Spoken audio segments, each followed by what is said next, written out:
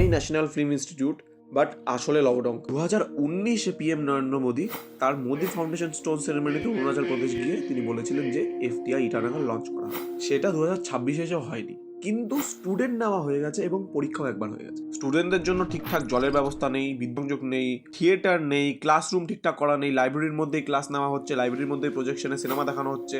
2025-এর মার্চে তাদের প্রমিস করা হয়েছিল যে সমস্ত রকমের সমস্যা সব ঠিক করে দেওয়া হবে।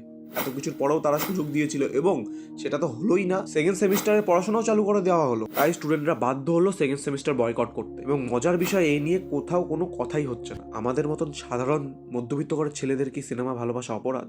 সেটাই কি বুঝিয়ে দিল গভর্নমেন্ট আমাদের দিকে চোখে আঙ্গুল দিয়ে? এই বিষয়টা নিয়ে বিশেষভাবে কথা হওয়া দরকার, বিকজ এই ছেলেমেয়েরা নিজের জীবনের প্রাইম টাইমটা এই ইনস্টিটিউটের পিছনে দিয়েছে এবং তারা সিনেমা নিয়ে কিছু করতে চায়, এটা তাদের অপরাধ হতে পারে না। এবং এই বিষয়টার ব্যাপারে আরো বিস্তারিত লাল্লান টপের ইউটিউব চ্যানেলে রয়েছে, আমি সেই ভিডিওর লিঙ্কটা ডেসক্রিপশনে এবং কমেন্টে পিন করে দেবো।